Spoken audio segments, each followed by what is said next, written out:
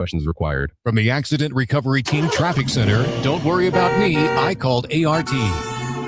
Traffic. Watch for construction on I-135 northbound heading on to Kellogg westbound. Other than that, there are no issues. From the Accident Recovery Team Traffic Center, that's your Odyssey Wichita traffic. Weather. Mostly sunny, breezy, and cooler today, though a high of 56 keeps us well above average. North winds 15 to 25 and gusty. A few clouds, and your overnight low is 30, becoming partly cloudy on Wednesday, a high of 55, turning mostly sunny on Thursday, high 64. That's your forecast from Storm Team 12. I'm meteorologist Jake Dunn. If you're traveling near Alexandria, Indiana, be sure to head north to 200 West and gaze upon the world's largest ball of paint. Wow. And while you're on the road, be sure to take us along. Listen to our live stream anywhere on the iHeartRadio app. Kansas Fan Headquarters, 97.5 and 1240 KFH Wichita, KNSS HD2 Clearwater, and Odyssey Sports Station. Hey Wichita, it's Jacob Albright. Stay right there for the latest breaking in sports talk. It's Sports Daily coming up next, exclusively on 97.5 and 1240 KFH. Jim Rome here with your Rome Report. Let me reset something I posted on X last night.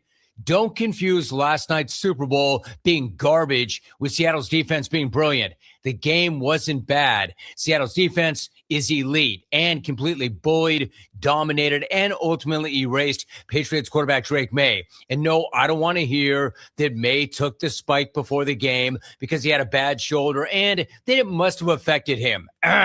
You know what affected him? His line's inability to block Seattle's dominant defensive front. I'm not here to bury the Pats. They had an incredible season. Their future is obviously bright, but there was nothing surprising about last night.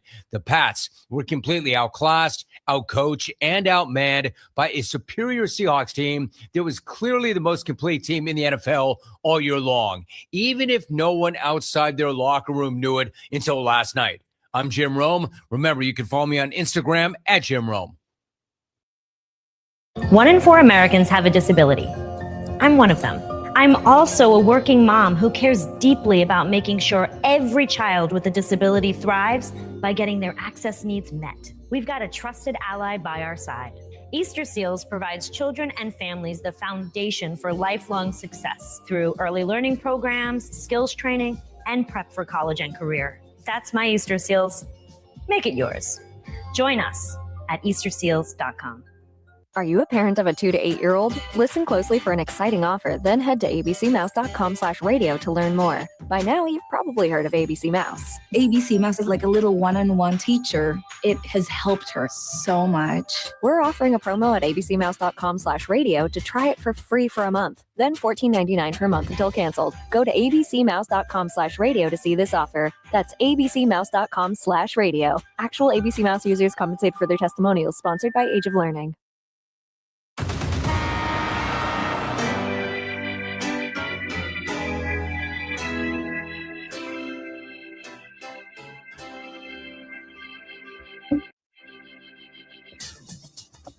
Now, from Wichita's most listened to sports radio, 97.5 and 1240 KFH, this is Sports Daily.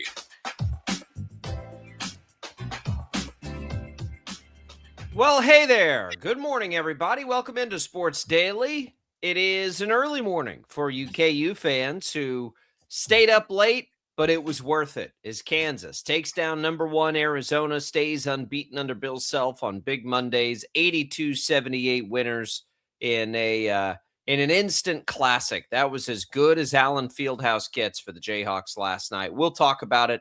Lots to dig into with that game. We've also got the voice of the K-State Wildcats joining us in the next segment. Wyatt Thompson will be in for his regular weekly visit. So we got a lot of college hoops to talk today. We'll start to get you ready for a big shocker week of college hoops as well. It's all coming for you here on Sports Daily, and it's all what's on tap, brought to you by the Wichita Brewing Company with a Keep the Glass special for you and your Valentine. 1 appetizer, 1 pizza, 2 local craft beers, 2 WBC pint glasses to keep for only $45 on February 13th and 14th. Only $45 for a Valentine's date and you get a gift. Available at all 3 WBC locations on February 13th and 14th. Pizza and beer made here.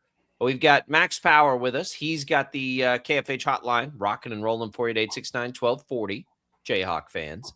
We've got our video streams available. Thanks for those watching us on 12 News Connected. If you have us on Facebook, YouTube, or X, you can leave your comments there. We can take those out over the air. You can leave us voice messages through the Odyssey app if you're listening that way. We appreciate you being here. TJ, good morning. How are you? Good morning, Jacob. You remember all the talk that we were having yesterday about we need Darren Peterson to score 20 points or they're not going to have a chance to beat Arizona. I think that we should stop being paid. I think we suck at our jobs. I think we're just blowing hot air into these microphones. Remember I said that to keep him under 75, though? 78 was enough for a win. In second half, the defense led the way. KU is evolving, and we'll get into this a lot today. KU's evolving. They're not the same thing they were even 3 weeks ago. And it's really, really fascinating and interesting. I think as much as anything last night, hey, Arizona, good luck coming to Allen Fieldhouse on short rest was a part of things. Bill Self said after in his on-court interview that was an Allen Fieldhouse win. And it was. I mean, you watch that and you just imagine being the other team trying to play through that. You have the benefit of the energy going everywhere. The officials feel that, everything. It's why it's hard to win there. And Arizona found out firsthand. I also happen to think, stylistically with Arizona, they're a pretty good matchup. Like it's a pretty good look at a team that KU is. KU, let me simplify. If KU's going to struggle, it's going to be because a team shoots really well from outside. But when they can slow you down and make Arizona settle for 12-footers, like their defense in that scenario is just so stinking good. So stinking good. And they were in the second half, 33 points. Yeah, I guess I wouldn't disagree with that. I don't think that it was a good matchup. I think it's Arizona's never a good matchup for anybody. Exactly, like not because they're good, like it's because they have the monsters on their team. Like they're huge. Like that's what they've talked about the entire week leading up to this game. And so that part of it, like KU, I mean, they don't have a 7-footer on their roster. They have Paul Bia, who actually played yesterday for a little bit. But like Tiller and Flory play 40 minutes a game, and they've got about 4 of Flory and Tiller that are bigger than them. And so, I mean, the way that Flory played yesterday, I mean, you can't say enough about that. Like, it is unreal how good that dude is. Well, Tiller in the first half, Flory in the second half, right? Like it's just they kind of traded places, and Badunga is blossoming into what we all sort of, thought. It's funny because Peterson comes with so much hype, right? I mean, I get it. Badunga's return was priority 1 this offseason. Like this, we at the end of last year, because he never played because Hunter Dickinson was there. Like it was, can KU keep Flory Badunga? Can they talk him into staying? And it's the best decision for him because Bill Self is the best big man coach in America and all of these things. Yes. But it was dicey, right? And they did. It was a huge win for them to be able to keep him around. And now you see it. Like I don't know. Last night is the precipice of what it was supposed to look like. You see last year, Flory like running a fast break. You see him guarding a point guard last year. You see him putting his chest at the rim. Like everybody's like, oh man, like if they can teach him how to play basketball, he's going to be so good. And defensively, it was always there. Like, he's got the long arms. He's got the ability to get out wide and defend. Even 7-footers aren't a problem because he's so lengthy. He was outstanding. Tiller has been a development. The whole thing, like nobody expected Melvin Council to be this kind of impact player. Like the whole thing is. I mean, we were sitting here talking in October about like Peterson's going to be fine. What about the rest of these guys? And now we're seeing him go beat the number 1 team in the country without Darren Peterson. It's just, and again, at home on Big Monday, that's what they do. They're better team with Darren. They're better team with Darren Peterson out there. It's a whole conversation. But they are getting much better when he's not. Yeah. So that's what probably not October, maybe November. We started to ask the question, can this be kind of like 2 different teams at the same time? And I think the answer is yes. I think the answer is yes. And is there a way to meld them into the still best version? I think there is. I mean, because I don't think Peterson hurts them defensively, and having his offense out there is not going to hurt them. Like, he would have helped last night. He's not a liability defensively, even if he's just out there hobbled, whatever, and can just be the 3-point shooter that he is. He helps. So be excited. Listening to Bill Self talk last night, I mean, it felt like everything that we've kind of been saying about this. Like, I mean, and he said it before as well, but like talking about how big of a win it was. And he's like, how did you do this without Darren Peterson? Like, how did you adjust your guys? And he's like, I didn't really have to adjust them. Like, we've played 10 games without him. We went 3-0 in a tournament in Las Vegas without Darren Peterson. Like, we've played good games without Darren Peterson. And that, like, it sucks that he wasn't there, but if you want to see the light at the end of the tunnel of all the stuff that's going on with Darren Peterson, is that they know how to play without him now. And the players talked about that too, is that they are like, they're bonded with him, but they're bonded without him. They played a lot of basketball without him. And for that reason, as we've said, and as Bill Self has said kind of at length, like, he doesn't know what the ceiling is still. I have no idea. He's like, we just played probably the best, beat the best team in the country, and we didn't look very good. There's still another level to this thing that they still haven't gotten to. It's pretty awesome. I mean, it's pretty stinking awesome. That kind of a win is just so fun. It's just so it's sitting here. We talked about all these stupid Super Bowl stats with the Wichita State. Like, I love the Big Monday at home stat, because who found that out? Like, that's the kind of thing that lights a fire under me. I love that kind of stuff. It's like, who's the guy that sat there and scrubbed through all the record books and said, "Oh, this one's on a Monday. This one's on a Monday." I don't. I would guess the sports information staff was on that one. Wouldn't you think? Like that. Well, I'm sure it had been. I'm sure it had been charted over time. But somebody at some point was like, "We haven't lost one of these in a while. Let's go back and look." Like, oh yeah, we're 20-0, and then they probably had a running counter at that point. But 40-0 on Big Monday. Like, how many top 25 teams did they beat in that stretch? How many come from behind wins did they have in that stretch? Like, the numbers are that's a stupid stat. That's nuts. Stupid. It's ridiculous. It's absolutely absurd, and they get it done. And we're going to dig into it in detail coming up in this program. But when we return, Wyatt Thompson, voice of the Wildcats, joins the show to talk a little K-State, see what the rumblings are. I do want to talk a little football today with Wyatt Thompson, so we'll do it when we return on Sports Daily. Don't go away. This is Sports Radio. Lightning, hail, tornadoes, flooding. It's the worst of severe weather, and it's coming. Spring brings warmer temperatures, but also dangerous weather conditions. Stay up to date day or night with the Storm Team 12 weather app. You'll get accurate forecasts so you can plan ahead and stay safe, no matter the weather. Download the Storm Team 12 weather app, brought to you by Stutzman's Greenhouse. The future of television has arrived.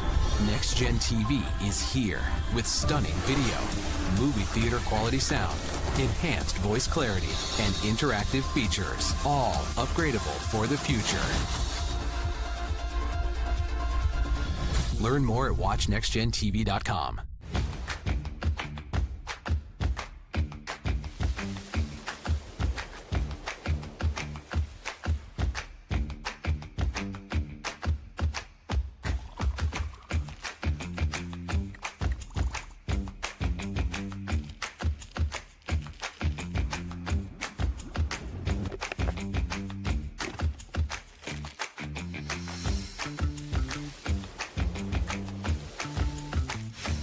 Canvas of our imagination. They tell a story. Clouds affect the events of your day. Sometimes they growl, sometimes they inspire, but they're always the messengers of nature's mood, written in the sky. Storm Team 12 understands the language of clouds. We're dedicated to decoding their message so you know what to expect. Behind every cloud, there is a story waiting to be told. Trust Ross Jansen and Storm Team 12, alerting you first to the impact on your life. We are following a breaking update. Every day, all day, stream the stories that have you talking near and far. Whoever is behind the wheel of this bus is not stopping. From hundreds of local reporters and meteorologists spanning the country. Chaos here this morning at the UW campus. Search LNL for the all-new Local News Live streaming app. Odyssey is one of the most influential audio and entertainment brands in the nation. You already know Odyssey's iconic local radio brands in Wichita. But did you know Odyssey has the country's best collection of music, news, and sports brands? Odyssey is also a premium podcast creator, major event producer, and digital innovator. Odyssey brings people together across the country and right here in Wichita. Odyssey also delivers meaningful radio and digital audio results. Find out our story and impact at odysseyinc.com/Wichita. Make yourself known now. 310-1 in traffic pursuit. Oh my God, here. Investigate TV Plus begins with real people. We investigate stories that impact you and inspire change every day. Something is broken. Real problems. Why are they hiding it? And real solutions. My daughter was dying in front of me. What was your reaction when he said that? Investigate TV Plus, weekdays at 3:30 p.m. on KWCH. Sometimes people tell us, I don't get it, it's just tea. But let me tell you, we are so much more than just tea. With 20 plus flavors of sweet and unsweet iced tea, the possibilities are endless. Come on in and try them all for free to find your favorite or get us on the go for your busy lifestyle. And don't miss happy hour every day. So the next time someone tells you it's just tea, tell them to come by and find out why we say, drink tea, be happy. Jim Rome here, lighting up your afternoons on The Jim Rome Show. Catch me starting at 2 on Wichita's #1 sports radio, Kansas Fan Headquarters, 97.5 and 1240 KFH.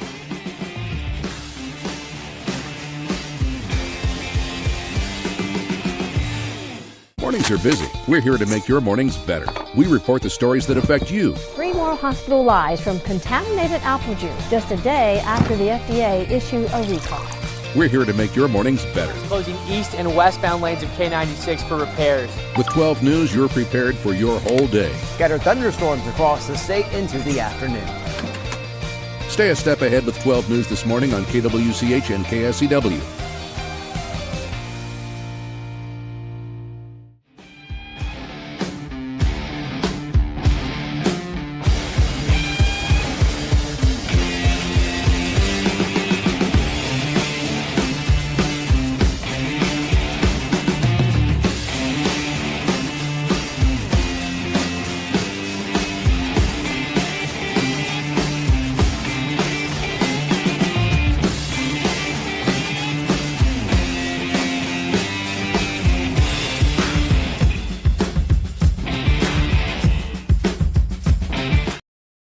Is on KFH.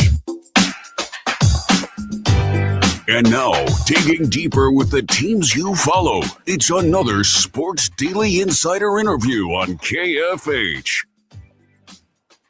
And we welcome you back in with the voice of the K-State Wildcats, Wyatt Thompson, joining us here on a Tuesday. Wyatt, how are you this morning?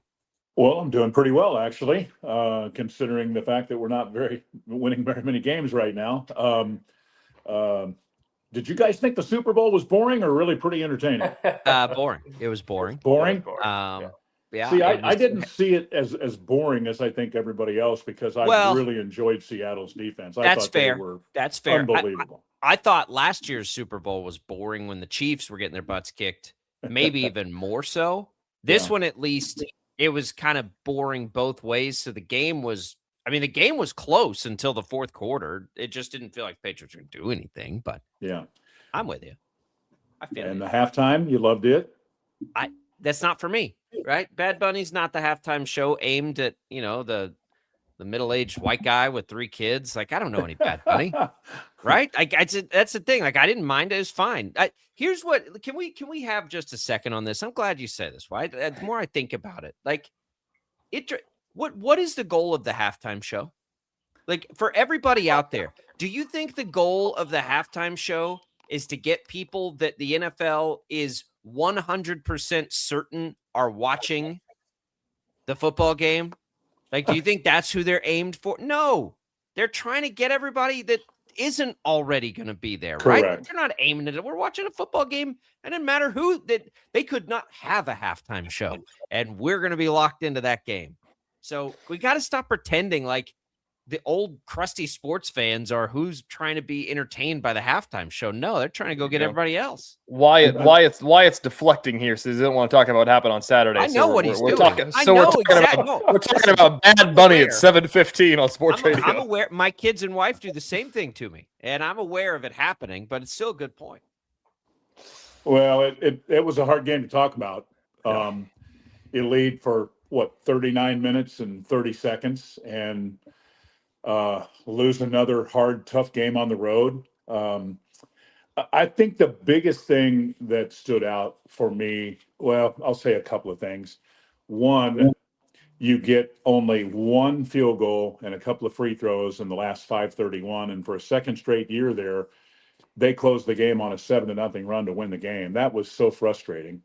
And then the other factor is that at least from my perspective, you can't give up 17 offensive rebounds. It's just too many. It's been a problematic thing all year long. Defense and rebounding has been the heel of this team, and it's pretty cut and dried. Now, with all of that said, you guys probably will hate this, but I'm going to say that I appreciated the guys' efforts because being with the team, I think I have a pretty good sense and feel of how poorly Dorian Buka and PJ Haggerty were feeling. It was good to have Kamari back, but you don't have quite enough to win games right now, and that stinks. Yeah, Coach Tang said after the game, they were talking about adding walk-ons to the team so they could go play a basketball game. They weren't sure if they were going to have 5 guys to play, but they did. And then the talk of the town afterwards is the fact that, it's another 1-score loss. It was another, they had a chance, obviously 6 seconds, but it's still a chance, and they didn't get past half court. What do you think the struggle is, in the 1-score games that they're losing like this? Well, I think the two things that stand out at the end of this one is not being, I don't remember exactly how many turnovers they had in the last 5 minutes, but I believe it was 4. And the 2 at the very last, the one where you get the ball in right in front of their bench to PJ, that's probably not, you need to go in a different direction and somehow have a little bit better spacing there, I think. And then the other one, and I felt so sorry for Nate Johnson because I thought he played his tail off. His numbers were good. He didn't shoot the balls, perfectly in any stretch of the imagination. But, he had 11 assists, which is a career high, 6 steals, which was a career high, double-figure points game. He had a couple of those steals that led to layups when they really needed it. But he had that, big turnover very late too. And it just, unforced errors continue to plague this team too. It's just, it's just kind of what it is. I think at the end of the day, guys, I do think we've seen it so much that you get into that last 4 or 5 minutes and it's almost like they're waiting like, okay, what's going to happen now? What's going to happen now? What are we going to do wrong? Or what kind of mistake are we going to make? And that, you can't, it's easy to say you can't play like that, but you can't play like that. There's a difference between trying to win and trying not to lose, is what everybody always says. Yeah, no question about it. And again, I think their effort, they haven't quit or anything like that, at least from my vantage point. There are some that would disagree with that, and I respect that. But again, I think this was a perfect example of, TCU's not the biggest team by any stretch of the imagination. K-State was out rebounded 40-25, right? And now you got a team coming in here tomorrow night who has lots of size and athleticism, and those are the kind of teams that bother K-State. That's an obvious statement right now. Well, that's a point I think that's good. We had this discussion yesterday. What feels worse, letting another one slip away or losing by 30 at home to Iowa State? I think the latter feels way worse because that apathy starts to set in. Like, I'd much rather be frustrated and talking about the decision late in the game, in a game you had a chance to win, rather than what we had to talk about last week, which was getting housed and then having a coach do whatever in the like. This was still better, and I think it does show they haven't given up. Obviously, the program's going through some other stuff off the court, right? But it's at least they're still playing. At least they're still trying to play, even shorthanded. Yeah, and who knows what the game would have been like had it not been for Marcus Johnson. We didn't talk about that, and that's probably on me. You got to at least throw it out there. I'm not trying to be funny in any way. I'm not even sure if TCU even knew who in the hell he was. He had scored 5 points all year, I think I heard Stan say. I didn't look at that at my chart, but I'm going to take his word for it. Yeah. And then he comes out and 5 hits some threes and had 15 points in the game and really got K-State off to a good start. I think that's the other frustration for the fan base is to be up like that. I think 18 at one point in the first half. And then they get careless at the end of the half or, the last part of the first half. And TCU has an 18-4 run to close to within 46-42. And you think you should lead by double digits and you're up 4 going to halftime. Yeah. And you just had that feeling that, oh boy, here we go.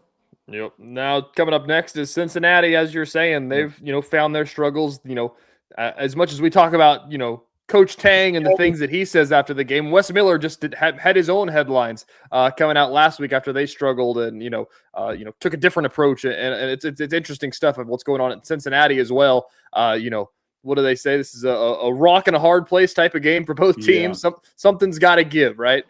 Yeah, and like K-State, they've been somewhat inconsistent, and I think last week would prove that out. You mentioned the West Virginia game. They lose that game and score 54 points, lose 59-54, and then play, from my perspective, a much longer, more athletic team in UCF. Both of these were home games, and they beat them 92-72. It doesn't make a lot of sense, but sometimes that's matchups and that's Big 12 basketball. But Cincinnati's a team that, again, they've got Mustafa Cham back. He started the game on Sunday, and he's every bit of 7'2" and 250 and pretty active. And Baba Miller has been really good for them. Those guards, Jizzle James and Day Thomas, have been good. They've got a couple of freshmen that they really like. So they have pieces. But the reality of it is they haven't shot the ball very well all year long from almost everywhere. From 2, from 3, from the free throw line. I'm really hopeful that K-State can get this one. But again, it goes back to, can you not only get off to a good start, but in the middle play pretty well and then close the game once? I'd like to see him play really well in the last few minutes of the game. I hope they can do that. Is Marcus Johnson got staying power from what you've heard or seen at practice or anything? Like, is there a chance he's actually if they've only got 6 players, somebody's got to play? Well, right, but guys blossom like this. Opportunity creates a lot of things. Do you think he's that kind of player, or was that maybe flash in the pan there? No, the reason I don't think it's a flash in the pan. Let's just be honest here. He's too heavy, right? He's overweight. Everybody sees that. That's been a real troubling thing for him. But this is a guy that has made 193 career threes, guys. It's just not – he just didn't go out there and just throw them up and for the first time in his life hit a few. He's played a lot of basketball. He was a good player in the MAC, but again has faced that weight issue. And I really think that the guys that brought him in thought that they could get more weight off of him and that would help. But it hasn't necessarily worked out that way, but Saturday was okay. So yeah, being shorthanded, you hope that maybe he can do a little bit more, but like do it again type thing, but we'll see. In a year of inconsistencies, it's hard to expect that he will do it again, but I'm hoping he will. Yeah, I guess from what you've seen, Wyatt, as they go into this one, obviously, I don't even know. Is it the flu? I don't even know what it is. Somebody got sick with something. Everybody was feeling like crap. It felt like. Are things better? Do you expect to see a cleaner bill of health? I do. At least from the flu perspective. Yeah. Again, I'll stress. I'm just going to be honest. I felt sorry for Doreen. He looked really, really rough, and I know how bad he felt. PJ was about a little bit better than that. And that's the interesting part between the two. Doreen played like 4 minutes and PJ played 39 and had 30 points. PJ, I mean, the definition of gutting it out would have been that for him on Saturday without question. And even to get 24 minutes out of Kamari after he had missed 4 or 5 games, that's pretty good, right? Hopefully he'll be good to go again. We'll see. They're still, going to be without Abdi for a little while yet, and Elias, I mean, I don't know what to tell you on him. I think they're frustrated with that. I would like to think he could be back either Wednesday or Saturday, but I kind of thought that last week too, so I'm just not sure. Real quick, Wyatt, before we let you go, football. It's kind of a quiet time. There aren't many of them, but it is kind of a quiet time. Yeah. Are things, are people, are vibes high for the Colin Klein work? This is kind of the quiet work now, right? It is, but it's fun watching them. A lot of that stuff in the winter conditioning is stuff that they're doing with just the strength conditioning people and not the coaching staff, of course. But they, I've seen them on the football field. I've seen them in the indoor, and I mean they're in the weight room, and it's kind of the boring time, but yet they know how important it is. And one thing that's impressed me is just every time I get a glance at them, pretty much everything they're doing, they're really doing it with a lot of emotion, and that tells me that they're excited.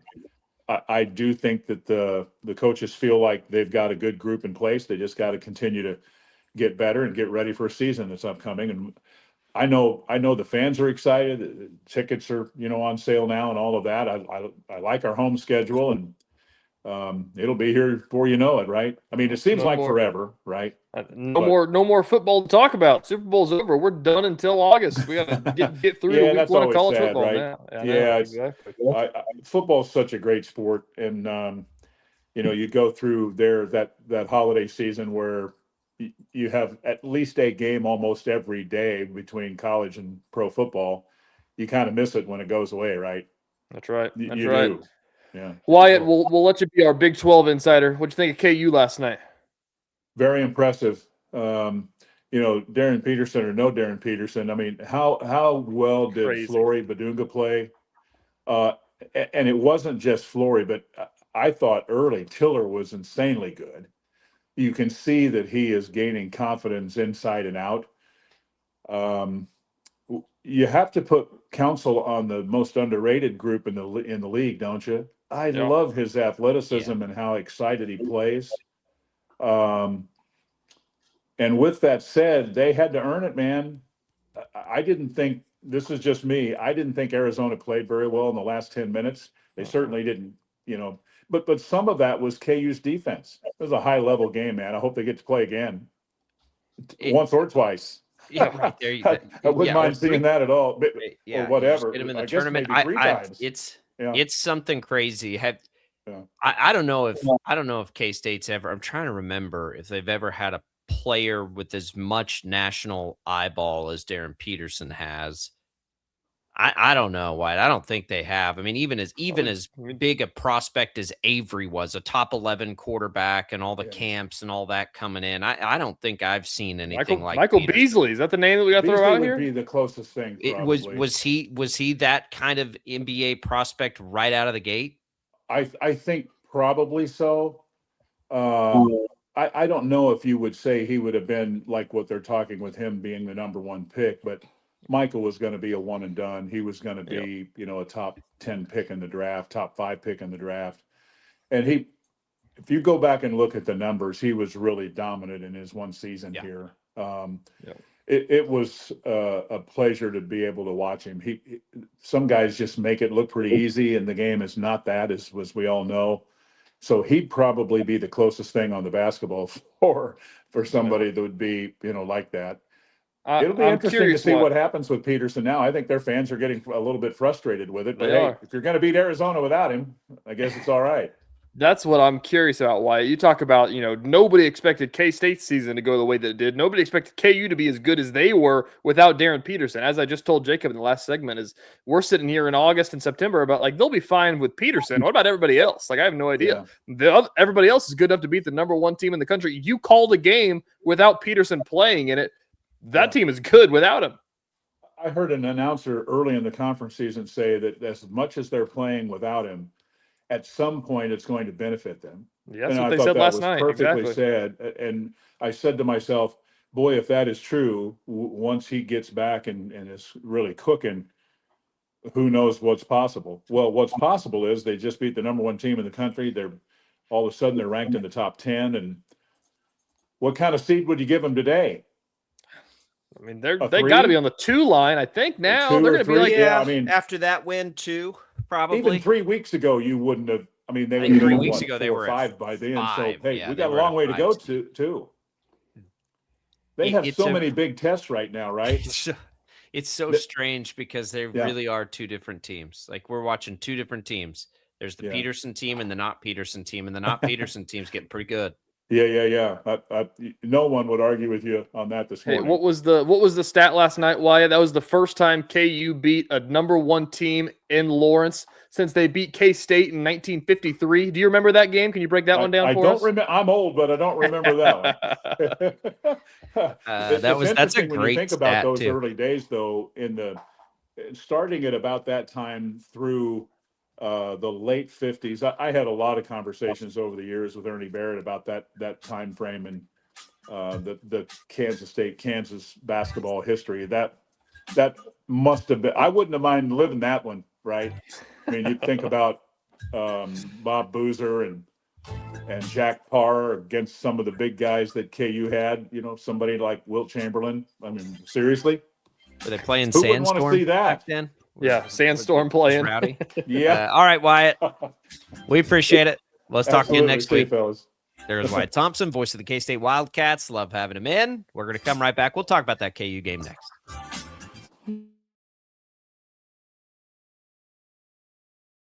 Lightning, hail, tornadoes, flooding. It's the worst of severe weather, and it's coming. Spring brings warmer temperatures, but also dangerous weather conditions. Stay up to date day or night with the Storm Team 12 weather app. You'll get accurate forecasts, so you can plan ahead and stay safe, no matter the weather. Download the Storm Team 12 weather app, brought to you by Stutzman's Greenhouse. The future of television has arrived. Next Gen TV is here with stunning video, movie theater quality sound, enhanced voice clarity, and interactive features, all upgradable for the future. Learn more at watchnextgentv.com.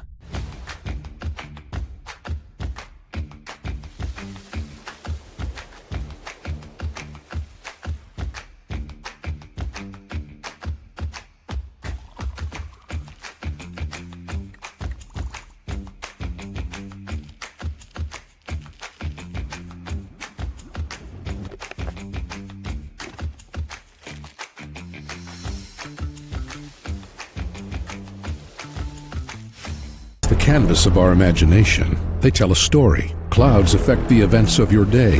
Sometimes they growl, sometimes they inspire, but they're always the messengers of nature's mood written in the sky. Storm Team 12 understands the language of clouds. We're dedicated to decoding their message so you know what to expect. Behind every cloud, there is a story waiting to be told. Trust Ross Jansen and Storm Team 12, alerting you first to the impact on your life. We are following a breaking update. Every day, all day, stream the stories that have you talking near and far. Whoever is behind the wheel of this bus is not stopping. From hundreds of local reporters and meteorologists spanning the country. Chaos here this morning at the UW campus. Search LNL for the all-new Local News Live streaming app. Odyssey is one of the most influential audio and entertainment brands in the nation. You already know Odyssey's iconic local radio brands in Wichita. But did you know Odyssey has the country's best collection of music, news, and sports brands? Odyssey is also a premium podcast creator, major event producer, and digital innovator. Odyssey brings people together across the country and right here in Wichita. Odyssey also delivers meaningful radio and digital audio results. Find out our story and impact at odysseyinc.com/Wichita. Make yourself known now. 831001 in traffic pursuit. Oh my God, here. Investigate TV Plus begins with real people. We investigate stories that impact you. And inspire change every day. Something is broken. Real problems. Why are they hiding it? And real solutions. My daughter was dying in front of me. What was your reaction when he said that? Investigate TV Plus, weekdays at 3:30 p.m. on KWCH. Sometimes people tell us, I don't get it, it's just tea. But let me tell you, we are so much more than just tea. With 20 plus flavors of sweet and unsweet iced tea, the possibilities are endless. Come on in and try them all for free to find your favorite or get us on the go for your busy lifestyle. And don't miss happy hour every day. So the next time someone tells you it's just tea, tell them to come by and find out why we say, drink tea, be happy. Jim Rome here, lighting up your afternoons on The Jim Rome Show. Catch me starting at 2 on Wichita's #1 sports radio, Kansas Fan Headquarters, 97.5 and 1240 KFH.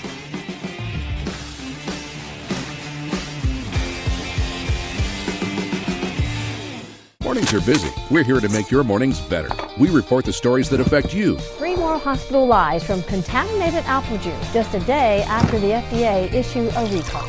We're here to make your mornings better. Closing east and westbound lanes of K96 for repairs. With 12 News, you're prepared for your whole day. Scattered thunderstorms across the state into the afternoon. Stay a step ahead with 12 News this morning on KWCH and KSCW.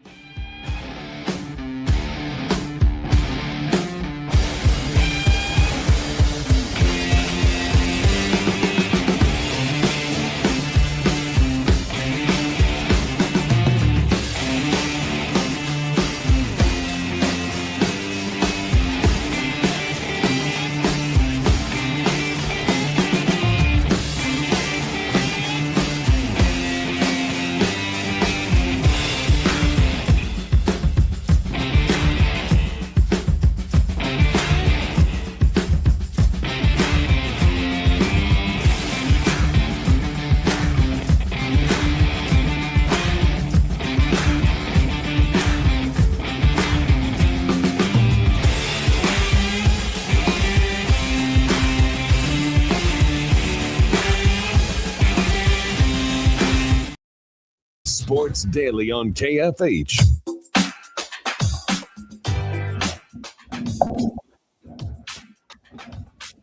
All right, welcome back in, everybody. We've got Taco Bell hooking you up with everything you need for the ultimate college hoops road trip. One winner scores $700 StubHub gift card to pick the game or event they want to go to, $500 to cover their hotel stay, a $50 gas card to get them there. All you have to do is text the keyword taco to the number 20357 for your chance to win. Message data rates apply. While you're at it, you can know that you can do it once every 24 hours. Good luck, everybody. Full rules, by the way, at our station website. So good luck there. All right, let's talk this game, TJ. I loved Tommy Lloyd after the game, asked about Darren Peterson's late scratch.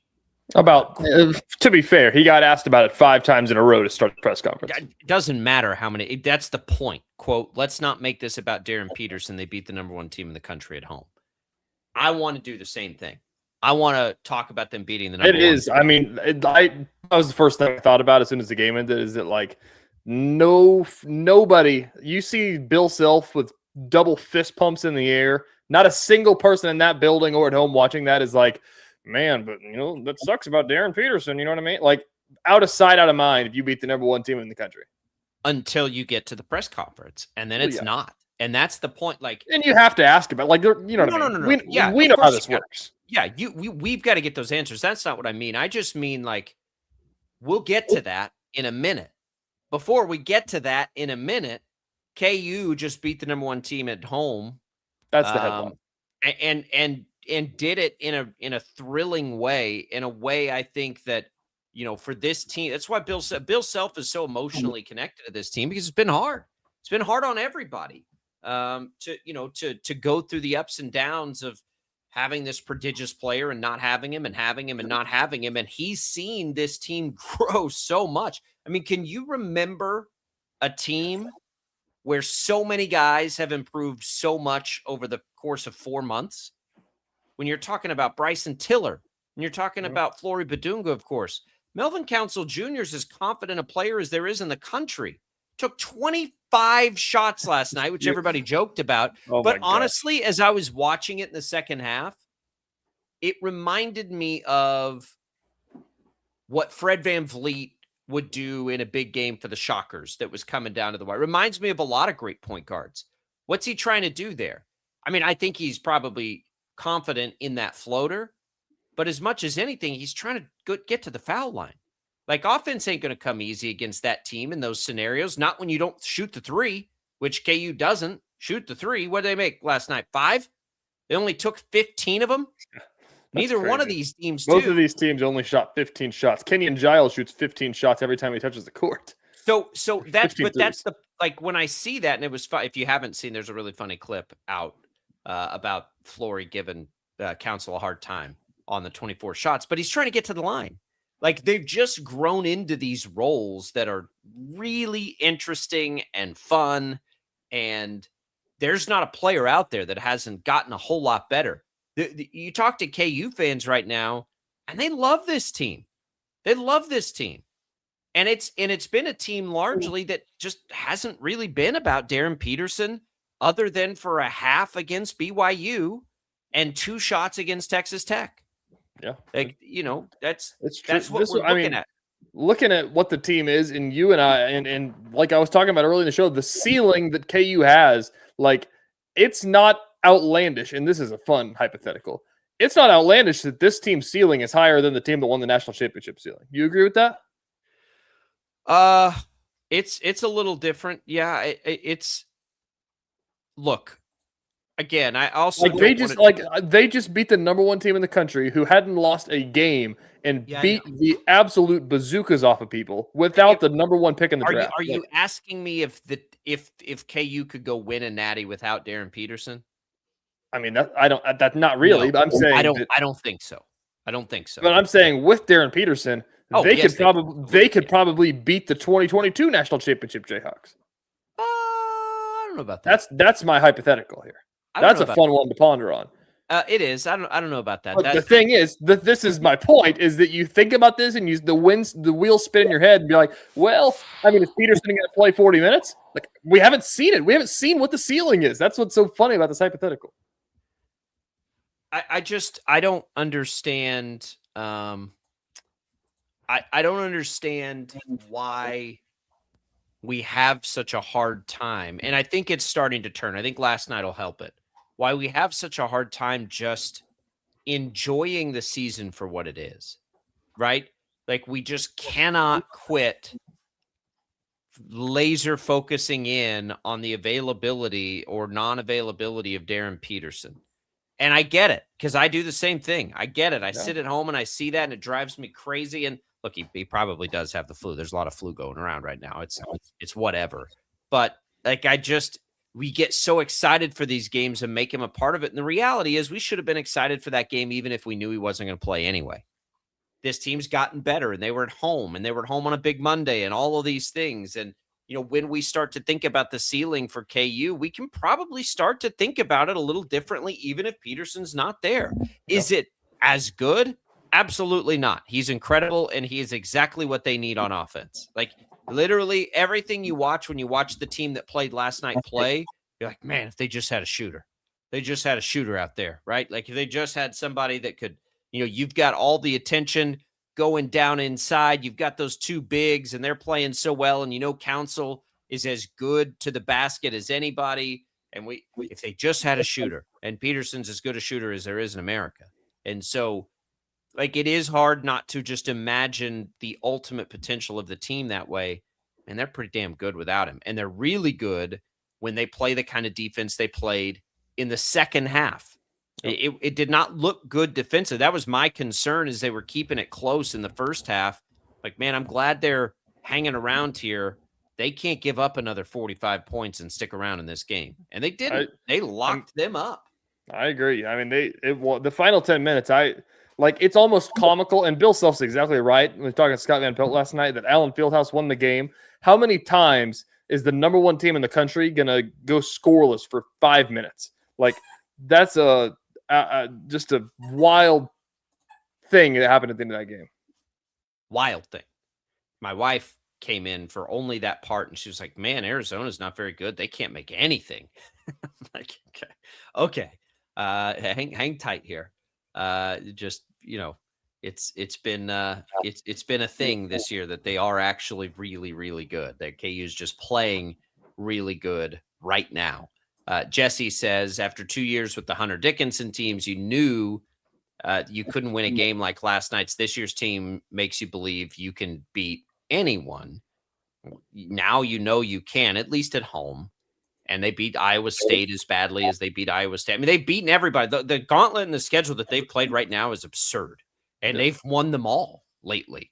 That's pretty wild.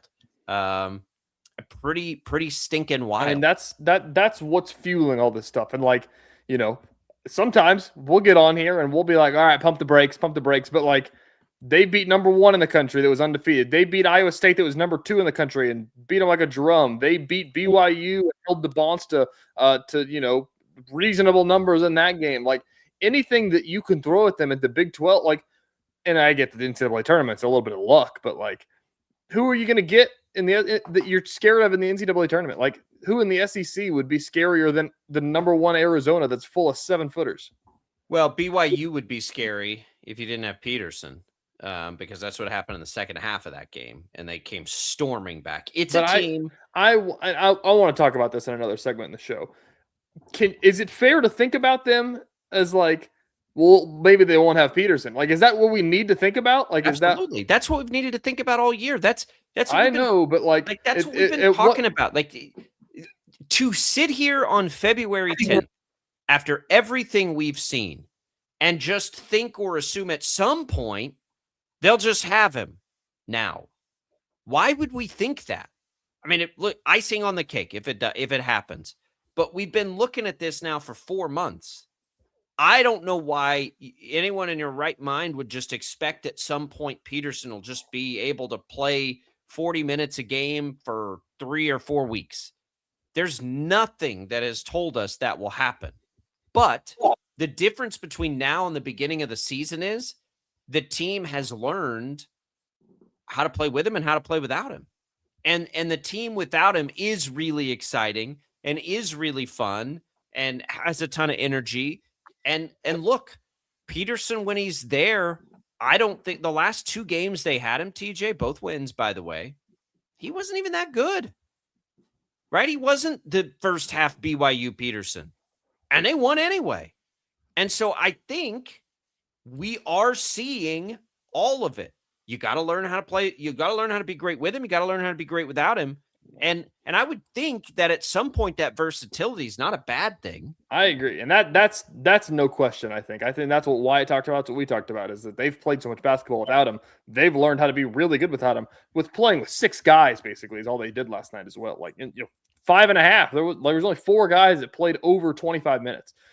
So that part isn't a question. But, people, and again, not KU fans, national people that are watching them, but just let him go. He doesn't need to be on the team anymore. You don't need him. They just beat the number 1 team in the country without him.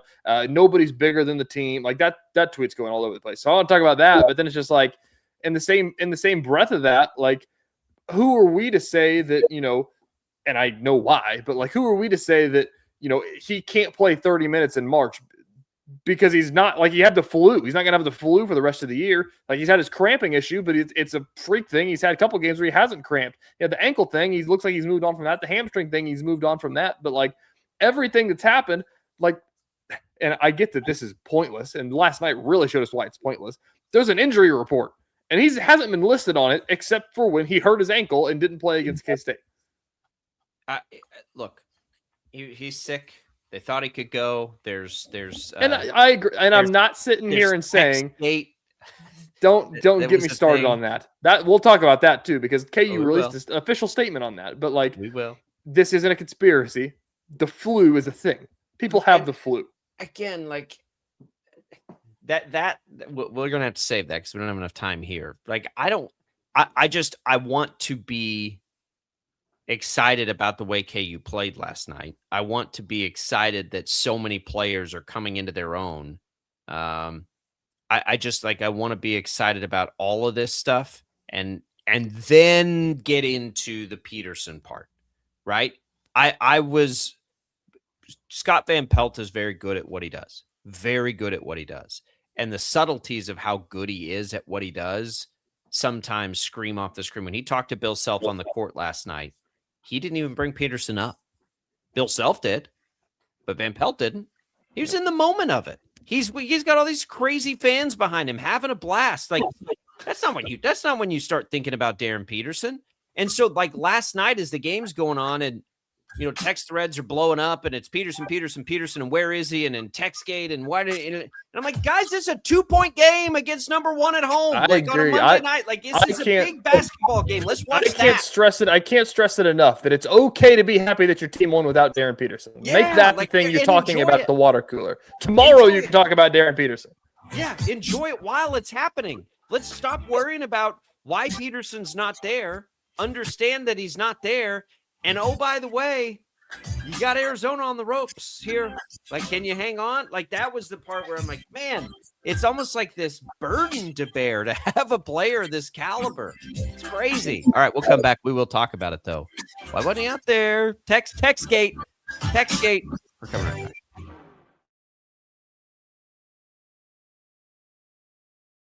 Lightning, hail, tornadoes, flooding. It's the worst of severe weather, and it's coming. Spring brings warmer temperatures, but also dangerous weather conditions. Stay up to date day or night with the Storm Team 12 weather app. You'll get accurate forecasts, so you can plan ahead and stay safe, no matter the weather. Download the Storm Team 12 weather app, brought to you by Stutzman's Greenhouse. The future of television has arrived. Next Gen TV is here with stunning video, movie theater quality sound, enhanced voice clarity, and interactive features, all upgradable for the future. Learn more at watchnextgentv.com.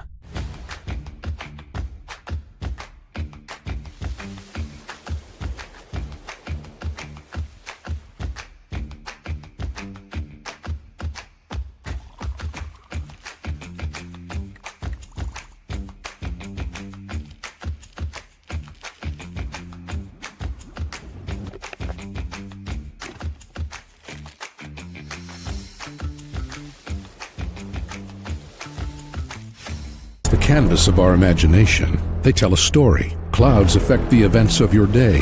Sometimes they growl, sometimes they inspire, but they're always the messengers of nature's mood, written in the sky. Storm Team 12 understands the language of clouds. We're dedicated to decoding their message, so you know what to expect. Behind every cloud, there is a story waiting to be told. Trust Ross Jansen and Storm Team 12, alerting you first to the impact on your life.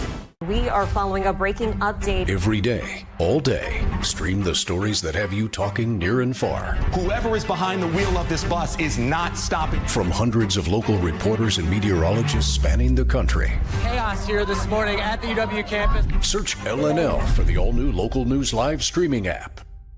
Odyssey is one of the most influential audio and entertainment brands in the nation. You already know Odyssey's iconic local radio brands in Wichita. But did you know Odyssey has the country's best collection of music, news, and sports brands? Odyssey is also a premium podcast creator, major event producer, and digital innovator. Odyssey brings people together across the country and right here in Wichita. Odyssey also delivers meaningful radio and digital audio results. Find out our story and impact at odysseyinc.com/Wichita. Make yourself known now. 831001 in traffic pursuit. Oh my God, here. Investigate TV Plus begins with real people. We investigate stories that impact you. And inspire change every day. Something is broken. Real problems. Why are they hiding it? And real solutions. My daughter was dying in front of me. What was your reaction when he said that? Investigate TV Plus, weekdays at 3:30 p.m. on KWCH. Sometimes people tell us, I don't get it, it's just tea. But let me tell you, we are so much more than just tea. With 20 plus flavors of sweet and unsweet iced tea, the possibilities are endless. Come on in and try them all for free to find your favorite or get us on the go for your busy lifestyle. And don't miss happy hour every day. So the next time someone tells you it's just tea, tell them to come by and find out why we say drink tea, be happy. Jim Rome here, lighting up your afternoons on The Jim Rome Show. Catch me starting at 2 on Wichita's #1 sports radio, Kansas fan headquarters, 97.5 and 1240 KFH.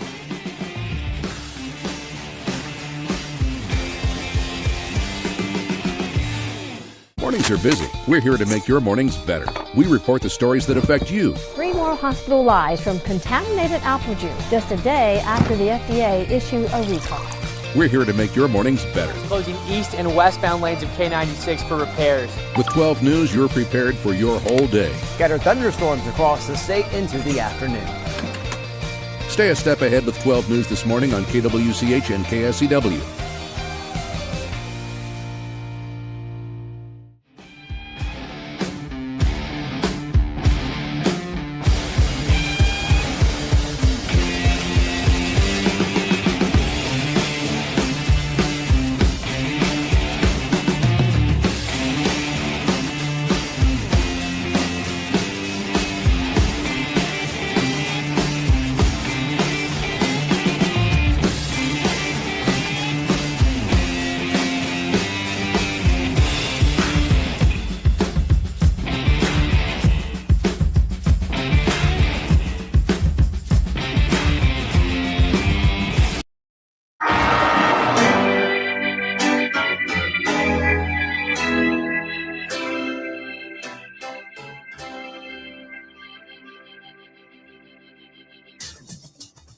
Now, from Wichita's most listened to sports radio, 97.5 and 1240 KFH. This is Sports Daily. All right, welcome back in, everybody. Happy to be with you here on this Tuesday following a big Monday with a big basketball game in the books now as KU, 9th-ranked Jayhawks, take down #1 Arizona at home last night to stay perfect on Big Monday under Bill Self. We'll dig in deeper to the game, to the storylines of it, and take you around the rest of the sports world as well. It's all what's on tap, brought to you by the Wichita Brewing Company, now featuring the Coca Dolce Dubai Chocolate Porter at all 3 WBC locations. Treat yourself and your sweetie to this special seasonal brew, Coca Dolce Dubai Chocolate Porter, infused with Coca Dolce chocolate, available now at WBC. Pizza and beer made here. Jacob Albrock, TJ Cleveland with you. Max Powers got your KFH hotline at 869-1240. We have your video streams available, 12 News Connected on CTV. We've also got you on Facebook, on YouTube, on X, listening to us on the Odyssey app. You can leave video comments. You can leave us voice messages through the app. All kinds of different ways to get in touch with the show. We will talk all the KU stuff, TJ. But first, I was locked into KU last night, not paying attention to anything else. As we made our way through, do we have any headlines that I missed? Let's go. Sports Daily fans, let's take you to the sports headlines Jacob probably didn't see. I don't got much for you, Jacob. I can't lie. I was pretty locked in last night too, but I think that we can use it to segue into the next thing. As there's a headline that some people may have missed, but probably not many, as the viral text gate from Allen Fieldhouse last night. It's something I that was aware of that one, and a lot of people were. This is something that we, whenever there's situations like this, like we don't want to be the people that bring this to the limelight. Like it's viral, but it's like I don't really want to talk about it. And then KU releases a statement on it, and it's like, okay, well now something's reportable. We got to talk about it. And That's where it goes. For those of you that don't know what we're talking about, let me give you some context here as I can try to find it. Here it is. All right.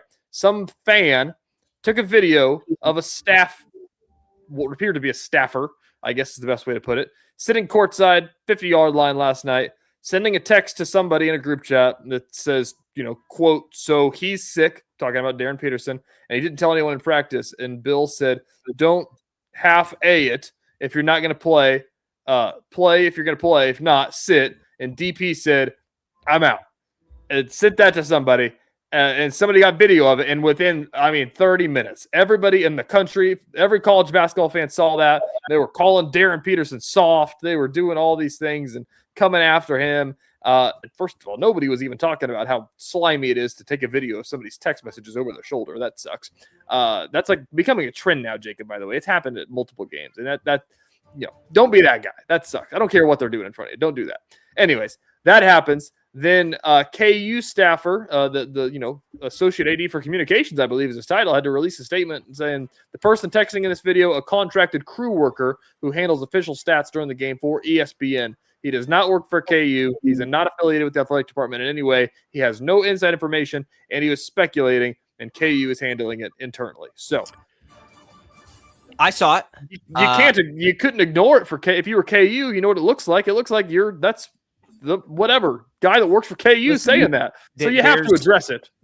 I think it was the right thing to address it. But the problem that you have on something like that is, it's kind of like, you really going to be the guy looking over somebody's shoulder? Like, are you looking for clicks? Are you looking for likes that much? Like, that's kind of it's become a thing. Like, somebody did it to like a BYU person last week. It's like, don't do that. That sucks. I don't like that. Either way, the other problem with it is, like, context matters. Who is this guy? Number one. What was when I saw it the first time? My first question was, who is that guy? Yeah. Like, so who is that guy? Well, then we find out he's some stats guy for ESPN. I'm like, are they even allowed at practice? Because I don't think they would be. No. And so, okay, but you've got a guy that's not associated with the team who's not even allowed at practice. That tells you this. He heard from somebody who heard from somebody. Correct. How that went down. Did you ever play that game?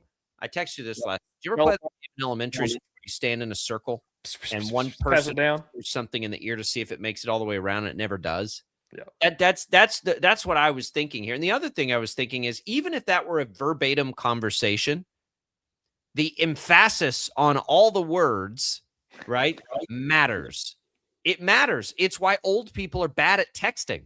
It's why when your dad texts you, okay, period, you're like, oh, he's pissed. He's pissed off.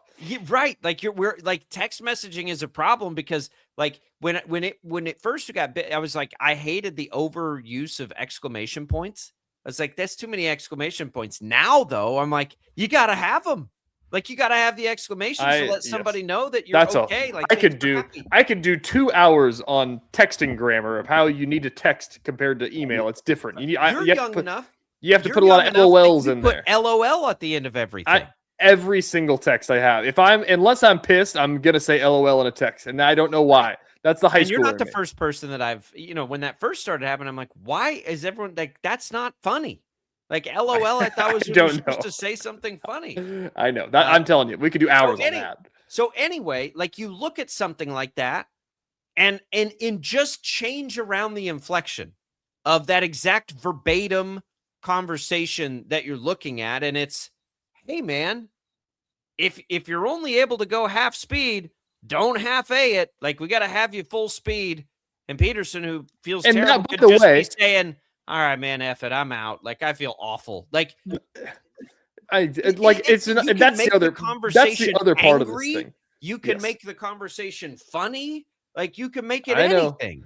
I agree. By the way, we'll talk about that because people, like, out of context, you're right. But, like, if you're Bill Self, it's like, I don't want a guy doing cardio for 30 minutes. If you're not going to help us, don't play. Like, it's not. It's not something where it's like, he's not on the bench. Where is he? I'm like, he's got the flu. I wouldn't want him on the bench either. And people I'm not trying to carry water for Darren Peterson or anything like that. But, like, listen, guys, like, even whenever he was hurt, like the cramping thing, like, if he's not 100%, like, if he's only 60%, then why are we going to take minutes away from Jamari McDowell, who's 100%. Like, you know what I mean? And like, you can make the argument that a 70% Peterson's better than 100% McDowell or whatever you want to say at that point. But like, if he felt as bad as he did and he was 40% yesterday, I don't want him going 2 for 20. You know what I mean? He doesn't either. So the reason this one is a little more, because I'm with you. We're not carrying water for Peterson. I don't care if he has the flu or he doesn't have the flu. I care that KU beat Arizona last night. But it's like the cramping thing. What I don't want is to make more out of something than there is. And with the cramping thing, I think it's been blown way out of proportion and self-inflicted on KU's part some. But I do think like it's as simple as it is. If he cramps, he doesn't play, right? It's not, we don't need to like dig in, put our hats on and go nuts with it. Like should he? I don't know. That's for somebody else to decide, but he doesn't. If he cramps, like he doesn't play, he's not going to. This is one Bill Self said after the game. He went through warmups. They were about 50-50 on whether he'd be able to get through it. And so if that's the case, then yeah, the conversation this person is texting about makes some sense. But again, context matters. Yes. Maybe it's Bill Self having the same conversation he'd have with anybody. Like, hey man, we can't have you half strength. Like, are you going to be good to go? Like we can't. And Peterson maybe said, I'm not full strength. Like, no, like that's like, all. I literally feel terrible. I know. I'm telling you. And like, that's the thing is that Bill Self said that in the press conference is that like, I told him, if you can't play, then don't play. Like, we don't want him out there if he's not going to help us. Like, anyways, that made its way all around, and now everybody and their brother, like, this is the more interesting conversation because, like, especially because he sat out the second half of BYU and then he didn't play against Arizona, the 2 most watched KU games of the year. Like, this is a national topic now. Like, people that have no affiliation to the state of Kansas are sitting here talking about, like, you can't draft this guy number 1. You can't do that. And it's the thing that we've been talking about since September is now becoming polarizing across the nation. It is. A couple of questions from Rick that I think are good ones. Why did KU even need to respond? If it's not true, you wouldn't have to. I'm not saying it's not true. I'm saying context matters. Yes. I'm saying, Rick, is that it's important. I'm with you. And that's the thing is that a lot of people are like, well, why did you even address it? That feels like it's a cover up. The reason you need to address it is because the optics of it is that you've got a KU athletics staff member talking crap on your best player. Like, if nothing else, you need to just say, that is not one of our guys. And if it's a KU staffer, then it's like, he's texting like some inside baseball, like, oh, here we go again. When in reality, it was probably somebody who's not around to just texting his buddies like, oh, crap. Like, you won't believe this, but Darren Peterson's not going to play. Here's what was said. I think you've got to, and that's why you address it. I do like communications discussion. I think that was the right play by KU. It is just because if you didn't, we'd be sitting here and it's like, wow, like nobody even addressed this. It's a lose if you do lose. And they could be covering up. They could be covering for it. I don't. And that's the thing that we don't want to undermine here is the fact that like he might be telling the truth, and that might be the context. Maybe it is as bad as it appears. But that guy doesn't know, and that's the thing that we can't sit here and say like, according to a staff member contracted by ESPN that did official stats, because that means nothing. So here's a couple of things, and I mentioned Bill Self on the court who brought it up, not Scott Van Pelt. Bill Self doesn't know yet that any of that's going on, and he's the one who brought up, man, and we didn't have Peterson, and for those guys to come out here and pick us up like that, and we don't have him. Like, there was never any impression that he was frustrated at all that they didn't have Peterson. He just was. It was like a matter of fact, like we didn't have him because he was sick. I thought that was important too. So look, again. That is the second headline of the day. The first is that they beat Arizona. We'll continue the conversation. It's a lot of fun, and we'll dig in as we can. Lightning, hail, tornadoes, flooding. It's the worst of severe weather, and it's coming. Spring brings warmer temperatures, but also dangerous weather conditions. Stay up to date day or night with the Storm Team 12 weather app. You'll get accurate forecasts so you can plan ahead and stay safe, no matter the weather. Download the Storm Team 12 weather app, brought to you by Stutzman's Greenhouse. The future of television has arrived. Next Gen TV is here with stunning video, movie theater quality sound, enhanced voice clarity, and interactive features, all upgradable for the future. Learn more at watchnextgentv.com.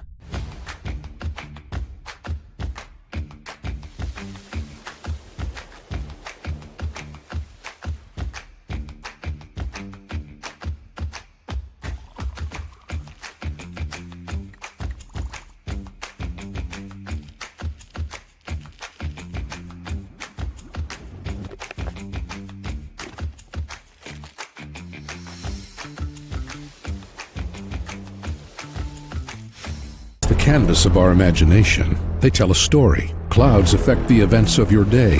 Sometimes they growl, sometimes they inspire, but they're always the messengers of nature's mood, written in the sky. Storm Team 12 understands the language of clouds. We're dedicated to decoding their message so you know what to expect. Behind every cloud, there is a story waiting to be told. Trust Ross Jansen and Storm Team 12, alerting you first to the impact on your life.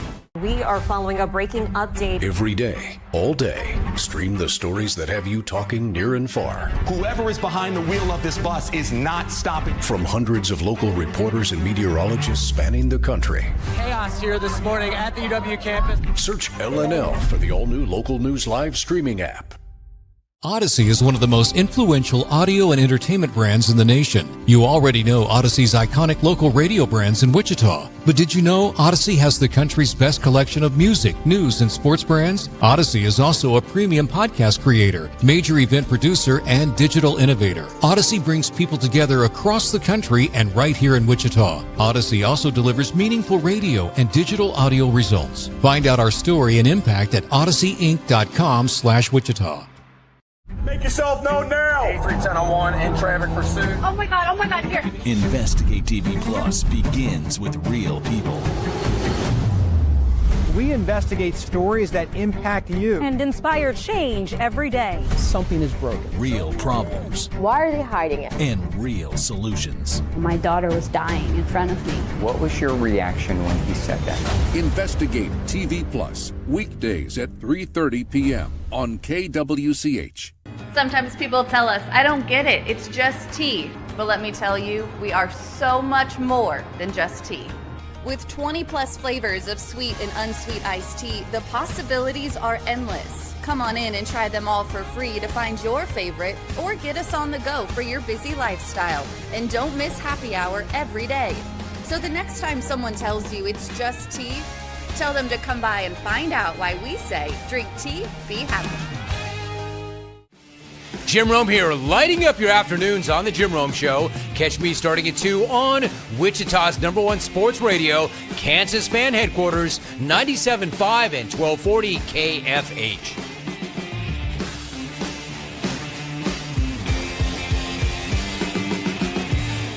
Mornings are busy. We're here to make your mornings better. We report the stories that affect you. 3 more hospitalized from contaminated apple juice just a day after the FDA issued a recall. We're here to make your mornings better. Closing east and westbound lanes of K96 for repairs. With 12 News, you're prepared for your whole day. Scattered thunderstorms across the state into the afternoon. Stay a step ahead with 12 News this morning on KWCH and KSCW.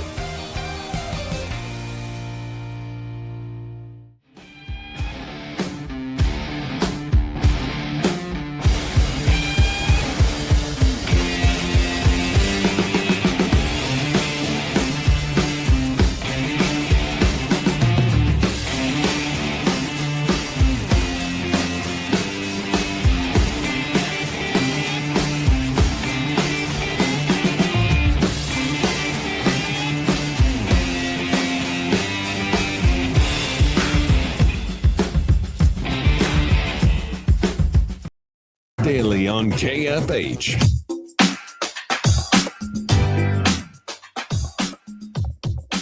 All right, welcome back in, everybody. Thanks for being here with us on Sports Daily. Glad to have you here with us. Thanks to Crestview Country Club for being a great supporter of the program.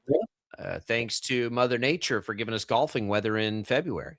36 holes at Crestview to choose from. Still technically the winter season. And the best time of the year to join to get the best deals, give Crestview a call and be ready for golf this spring. Played the South Course over the weekend. It is in great condition. It is going to be beautiful this year as that thing comes up, or they're through all their tree trimming and everything they had to do with that crazy storm that blew through at the Wichita Open last year. So we appreciate Crestview. Give them a call. Tell them we sent you. All right, DJ. Some other comments. Go ahead. Go ahead. You go ahead. Let's do comments. Rick says Tiller came out cramped in that game, came out for 2 minutes and went back in. I think we all saw it. And it just first thing that popped into our heads is like, well, he's back out there. I do think, though, chronic cramping, unexplained, whatever, and a cramp are different. And different players, different things on the line, different whatever. Like, again, I don't know what to tell. I don't know what to tell KU fans. You want to call Darren Peterson soft? You want to say he's got one toe in the water? You want to say, okay, they're still better with him. So I'm glad that they're getting really good without him. But I mean, he's a 42% 3-point shooter. If nothing else, they're still better with him. So that's where I want to go with this. That's where I want to go with this segment. So I'll talk about that in a second. Keep going. Comment. That's the big one. I think we've had. Kobe. He's the next Kobe. You couldn't drag Kobe out of a game. Kobe didn't play college basketball, so it's not a good. By the way, also all the people that keep talking about like, wow, Michael Jordan played with the flu. Yeah, in the NBA playoff, was it a finals game? It was finals. Yeah. Listen, guys, if you had the flu, you're not getting out of bed. It's also not a kid. He's not a pro yet. And I again, I don't want to carry water for him either. Like, it's not what I'm trying to say. I'm not trying to do it. Like, what I'm saying is it is what it is. Okay? Like, it is what it is. Don't overthink it. Don't overanalyze it. Don't get so emotionally offended by any of it. He's wildly talented. You hope that he plays because they're better with him. And oh, by the way, you're getting pretty damn good without him. Right? This team is improving across the board. It's improving. So just let both things be true. Just enjoy the ride a little bit. Social media guy. His name's Jake. Jake and Ball. This one's making its rounds on social media. And honestly, as I'm digging through KU fans and their replies to last night's game, I think that there's a lot of KU fans that have this take as well. So I want to bring this up and we can talk about it. Jake, not a KU guy, just a guy, Jag, said, I think Darren Peterson is the #1 pick. He is incredible. But if I'm Bill Self in Kansas, I think it's time to kick him off the team. It reminds me of the Tennessee Nico Iamaleava situation. No player is bigger than the team, and at some point, you have to walk it like you talk it. First, at the base layer of this thing, if Bill Self kicked off a lottery pick, you think any lottery pick ever is going to come play for him? Exactly. First of all, that's the reason you can't do that. Second of all, if you want to make the argument, you just tell him to stop playing and just shut it down. Just stop playing. I don't think that's what he wants to do, and that's what we've talked about. There's not a conspiracy here. If there's a conspiracy, he didn't want to play, he just wouldn't play anymore. Like, he doesn't need to be there. Like, he wants to play in the games. He's also taking it more carefully than most would because he has more on the line, right? And the flu, and again, it's too bad about the flu because we'd seen back-to-back games, and the flu's the flu. I mean, it is what it is. You're sick or you're not. And to Textgate, if maybe he would have tried to play at 50%, and Bill Self didn't want him to, right? Read into that conversation as much as you want to. Maybe he got out there in warmups and looked like hell because he has the flu. And Bill's like, you can't go half on this game, not on this one. Like, this is Arizona. And he's like, I can't go. Maybe that's how it happened. Like, I can't give you 100% because I have the flu. So look, at the end of the day, I want to say this. Let it be. People are talking, like, some people's counter argument, and I don't know if they're KU fans, but like people's counter argument to this, they're probably not KU fans, and I'm talking about it, is that they're like, what's the big deal? Like load management happens in the NBA all the time, and people don't react like this. Load management shouldn't happen, first of all. I'm not defending load management at all. Like, that isn't okay. Like, especially when it's load management for rest like there's a difference between being cautious because, you're being cautious about an injury, which is what KU has done. And, whatever you want to say about the messaging and things like that, like, is one thing. But we're not going to sit here and say, like, well, what's the big deal? Like, imagine if you're an NBA fan, like, you would hate this. I'm like, yeah, I would. Like, you're 100% right. I would hate it. The NBA sucks for that reason. It does suck, and it has taken away from the NBA. And it has it's taken away from the joy of this KU season. It has. Yeah. And I think for me early on, it certainly was doing that, but it's not anymore. Like, I was bummed when I saw that he wasn't going to play. But at the same time, I'm looking at it and I'm like, okay, how many points is he worth difference of like replacement value? Vegas thought it was about 2. 4. Right? I saw it when the game tipped, I saw it go up to 4 points. How high did you see it get? I thought it get to 5.5. Okay. Well, even if it was 5.5, like that, what does that tell you? That, yeah, KU's at home on a big Monday. Like, they could still win this game. It's still a good matchup. Back to our point off the top, that Arizona is kind of a good matchup for KU. It actually gives me a little hope for Houston. Now, I haven't dug into Houston yet. Again, I've told you I have not seen Houston play for just randomly. I've seen highlights of them. I have it, but I haven't sat and watched a Houston game yet. They haven't played anybody that we're really following closely. So when that happens, like, but teams with size, which I assume Houston is because they always are, like these big physical teams with size that are able to push around a lot of competition, that's not the kind of team that scares me so much against KU, because KU's got as much talent and size as anybody, right? When you've got Tiller and Badunga out there at the same time, Trey White's a big, good defending guard. Melvin Council's running the point. Who's fifth starter? Who am I forgetting? El Marco? Yeah. El Marco's not a small player. Like, KU's got size too. It's different looking size than it is like Arizona, who looks, again, they're just monstrous out there. But nobody's going to match the athleticism of KU's bigs. Those guys can run pick and roll offense. Those guys can defend point guards. Yep. Like, KU has this unique skill set. So we get into this game. It's Arizona. We hear Peterson's not going to play, and it's like, yeah, but they're still at home. They've never lost there. They've had worse KU teams win these games at home on a big Monday.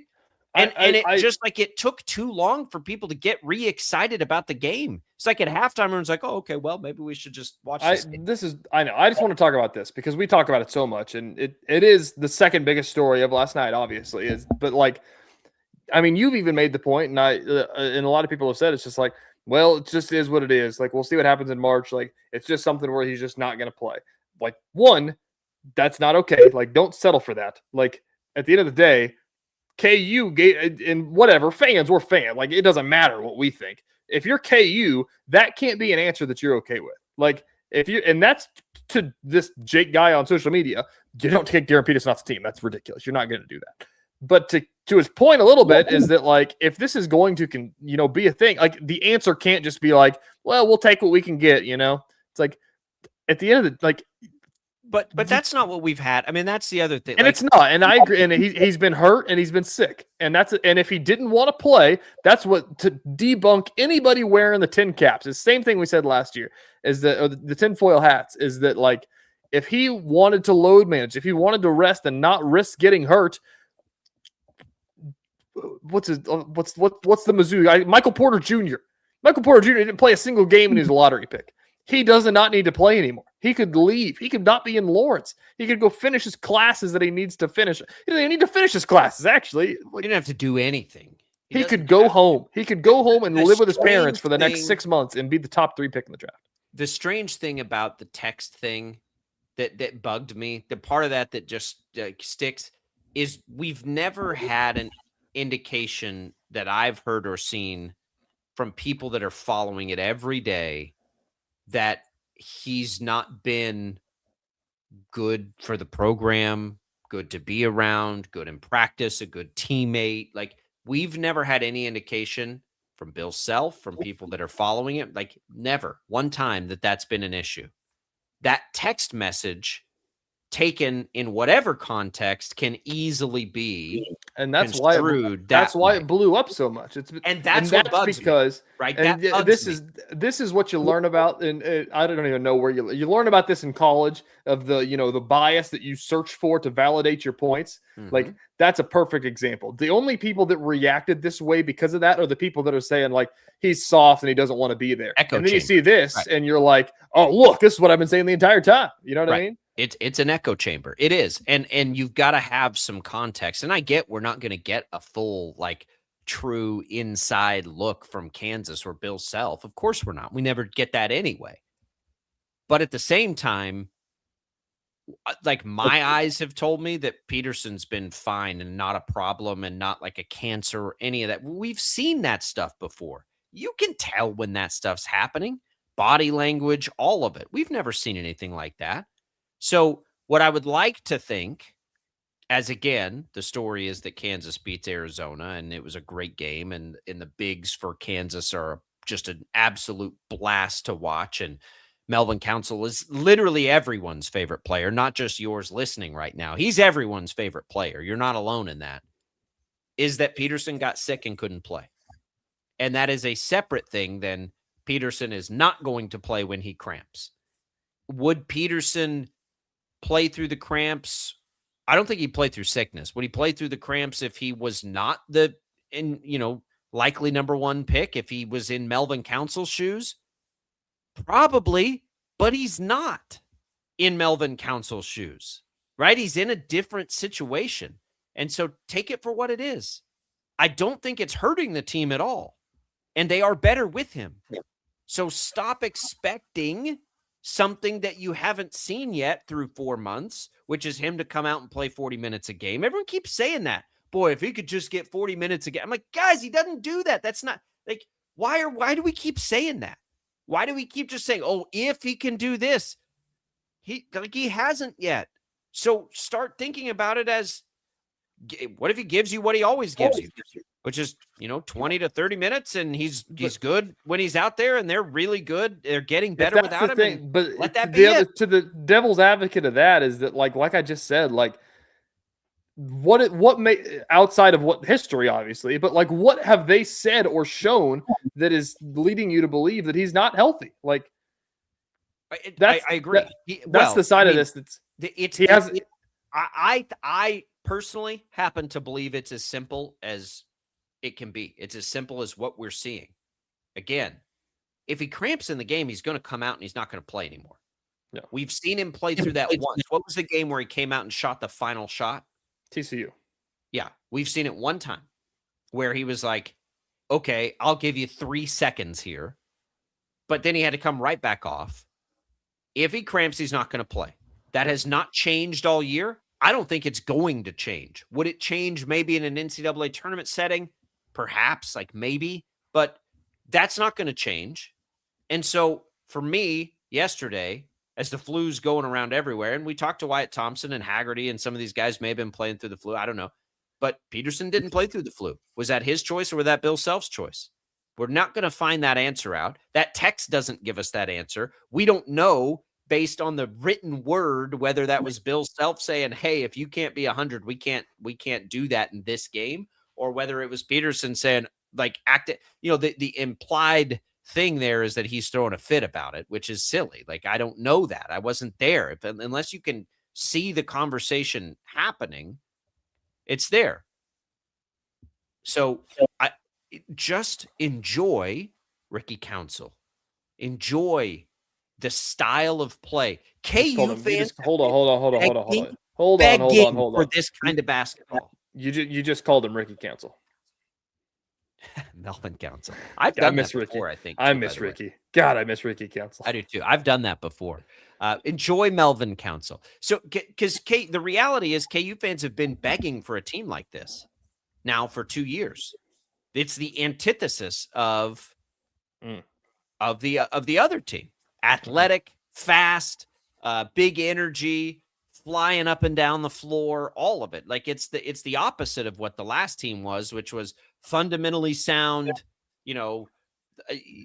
just old school. We're going to work it inside, kind of boring if we're being 100% honest basketball. That is not what this team is. No, it's not. Here's a fun question. Is KU without Peterson better than the last 2 years team, like at full strength? The Peterson-less Jayhawks versus Peterson-less Jayhawks, are they better than the defense, like the 2-time preseason number 1? Yes. Whew, that's a good. I don't know. Those guys never beat the number 1 team in the country. Well, they won their big Monday games. I mean, I think that they will be. I think that they might be now. I think we obviously saw the best. I think that was a bigger question before yesterday. Yeah, now it's like those guys just beat Arizona. Because here's what's interesting. Like, those teams also couldn't shoot the 3. Those teams also, like, some of these things, but this one, like, I just imagine Hunter Dickinson trying to keep up with Tiller and Badunga. I mean, that is they would wear him out. That's the thing that I said, but like preseason, I remember I went on Kansas Now, the morning show, talking about college basketball. And what do you know about KU basketball? It's like, you don't know anything. There's 2 players coming back, but looking at them, they're going to be so much faster than they were. Like, they are going to play. Their big man is Flory Badunga, who can guard point guards. Like, if you know nothing else, it's the fact that they will out athletic everybody in the country if they want to, and they are. And they may not out beef you like that, because they didn't last night. You know, And if we had a combined weight of somebody pounds. I don't know who mentioned it. Somebody posted on social media. I don't remember. It was one of the beat reporters, said something along the lines of like, somebody was like, these Arizona bigs are making Flory look small. It's like, Flory's 6'9". He's not that big. Well, but he plays so much bigger because I know, but that's the thing that you that's what I was mentioning yesterday. Is you go into that game, it's like, that's kind of scary. Like, they've got a lot of big guys and KU doesn't. Like, and there aren't a lot of there aren't a lot of teams like Arizona. The Big 12 has most of them, I think. So the style clash once we get to the NCAA tournament will be fascinating, because the last 2 years it was like, man, I hope KU doesn't match up with somebody who can shoot the 3. I mean, it's kind of the same thing. KU, remember Samford? We were talking about basketball the other day. Like, I was at that game, and like, you see that draw, like, oh no, you see that draw, and like, you know nothing else. Like somebody tweeted immediately, it's like, oh god, they average like 2.1 points per possession and just go as fast as they can. It's like, oh, that's not good. That's not good. Doesn't that that we're kind of in the same boat, right? I mean, a little bit, but like, they hit 14 threes a game, and you're like, ooh, that's not good. But now you have you feel better. You feel better. Now you have 2 bigs that can guard the perimeter.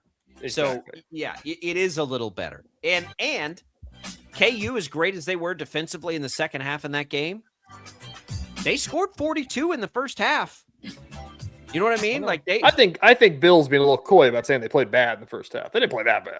They played bad defense in the first half. We'll be right back on Sports Daily.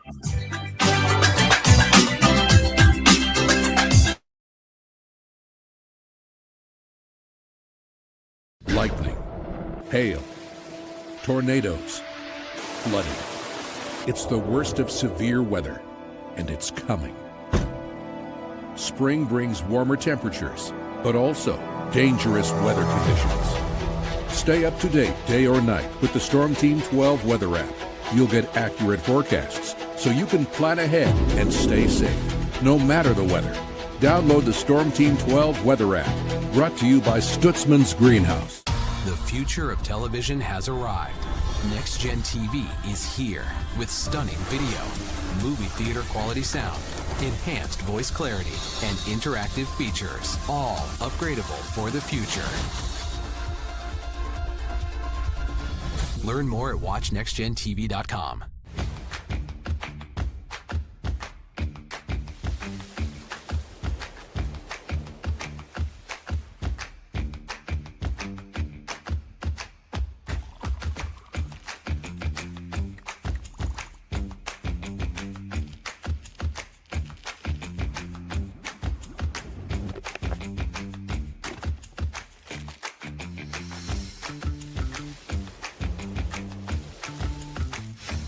Canvas of our imagination. They tell a story. Clouds affect the events of your day.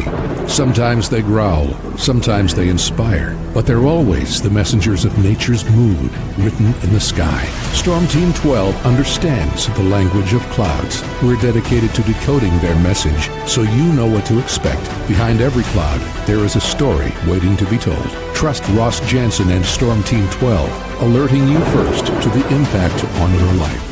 We are following a breaking update. Every day, all day, stream the stories that have you talking near and far. Whoever is behind the wheel of this bus is not stopping. From hundreds of local reporters and meteorologists spanning the country.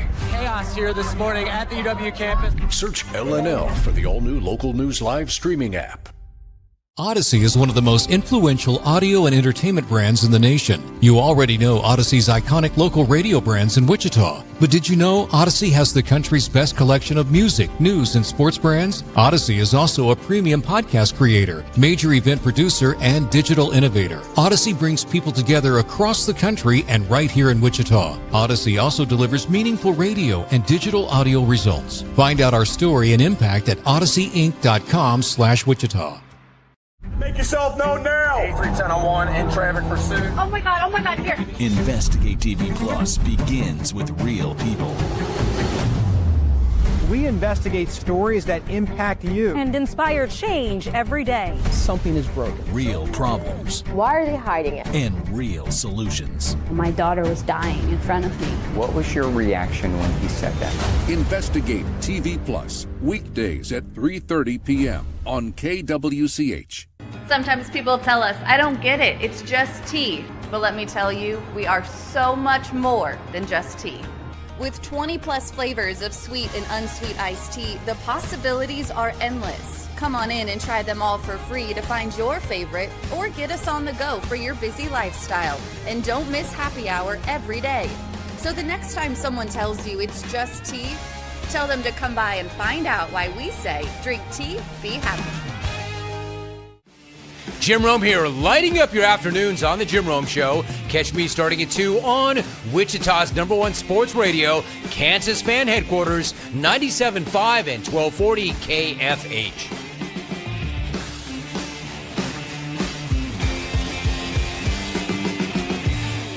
Mornings are busy. We're here to make your mornings better. We report the stories that affect you. 3 more hospital lies from contaminated apple juice just a day after the FDA issued a recall.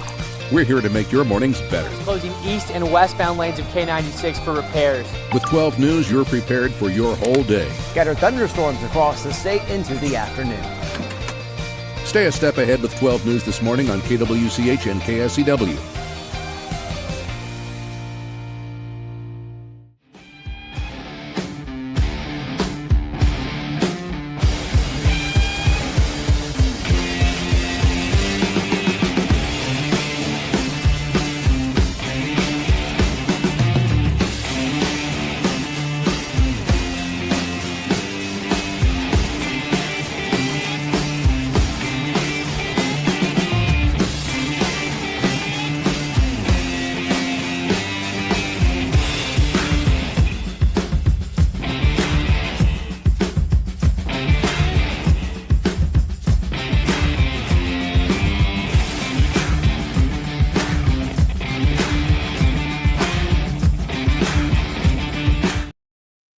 Is on KFH.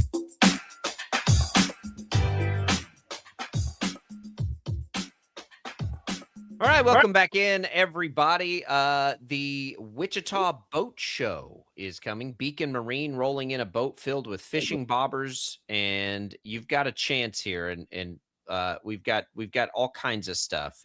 So there's a contest there that I'll tell you about. But before that, if you would like to get involved with the boat show, it's fishing and hunting show, actually. February 13th through 15th at Century 2. You can shop for fishing boats, pontoons, cruisers, kayaks, and more. Special show pricing all weekend long. Text the keyword boat for your chance at a pair of passes on that. Data and message rates apply. You can text that keyword boat, and the number is 20357 for that contest. And then as a part of that, there will be a massive prize package that you can guess how many bobbers are in a Beacon Marine. There's cash in there. a really expensive fishing pole, a surf paddle, some. You a fisher? You a fisherman, Jacob? That is you enjoy putting around a lake on a boat. Even in a lawn chair. I think that fishing for me is not about the fishing. Now fishing for me is with the kids, which means you don't do anything but fix fishing rods the entire time. So it's not like a lot of tree bass, a lot of lines cut, and then on the rare chance they do catch something, you gotta then go get it out and get it out, get the hook out of the mouth and do it. Like, so fishing now is not enjoyable. It's enjoyable because your kids are doing it. But as far as like if it was just me and a fishing pole and a cooler of beer sitting out there talking about fishing, yeah, it's fine. Pretty good. Fine. It's pretty good. I'm not like a fisherman, Yeah, I grew up in the country. We had some ponds, and so probably a couple times a month we'd go putt around a lake and just sit around in a lawn chair and I like this stuff. Anyways, I like it. Fine. All right. Let me just keep hijacking the show. I think that we got to talk about this next. So apologize if you had something you want to talk about. Rick brought this up earlier in the show, and I want to make a point of this. National attention now. KU just beat the number one team in the country, and they didn't storm the court. I don't Tony care. Liebert, this guy's an NBA draft guy or a college basketball or some national sports reporter, said KU deciding not to storm the court after beating 23-0 number one Arizona at home is some high-level blue blood activity. I don't know how many other programs in the country that wouldn't storm the court in that situation. Are you shocked at all that they didn't storm the court?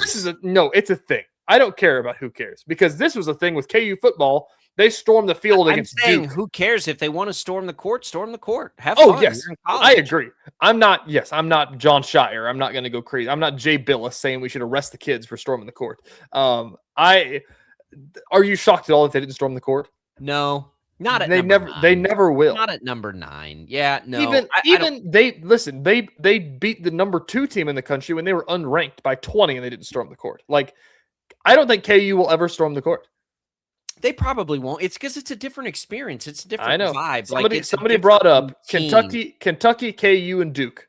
Like, and to Rick's point, North Carolina stormed the court when they beat Duke, and it was like, wow, North Carolina stormed the court, and that's very KU. That's very KU white collar to be like, oh wow, those people out in Chapel Hill are storming the court. Totally. That's what I mean about I don't care. Like, I don't think it should be some badge of honor. I agree. Like, storm the court. Storming the court is cool. Have fun. Like, it goes back to tortillas in Lubbock that we talked way too much about this summer. Have fun. I don't care what you do as long as it's not hurting anybody. I was in Manhattan when Jamari Traylor got shoved by a fan, and that was the thing where it's like, maybe we shouldn't storm the court. Like, maybe we should just be a little careful here. So I get it. Like, if you want to talk to me about like the dangers of storming the court in the field, I'll have that conversation. But as far as like the badge of honor thing's weird. We're better than them because have fun. Anyways, but again, it's your prerogative. KU fans, I mean, they don't care. Like I don't. And last night, the thing about I don't know if you saw, because the environment is so wild and electric the whole time. There isn't somebody higher gratification by storming the court. Yes. Like, everybody in America a game like that at Allen Fieldhouse, and everybody in America is like, holy crap.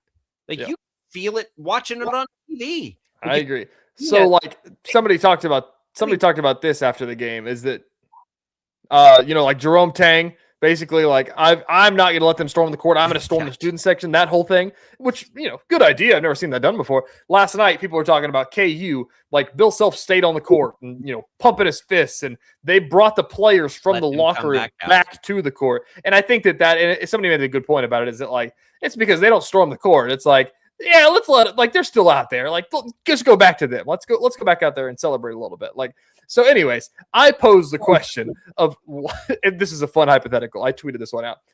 Who would it take them to beat to get to validate KU fans into thinking they could storm the court? The Oklahoma City Thunder, Team USA, the Redeem team, like the NBA All-Stars. Like, who would it take for them to feel? If the TBT ever played a game there in the summertime, and I don't think it's just there's not one in college, and I don't think, honestly, I wouldn't imagine that you can get groupthink among how many students are usually at a KU game of the people there. Well, 3,000, 5 probably.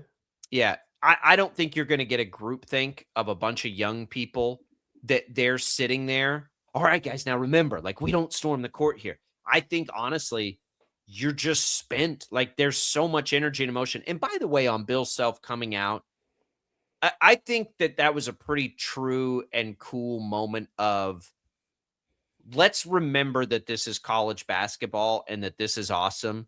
Yes. And like on the Peterson stuff, like, there's been so much that they've had to deal with that takes away from that to some degree.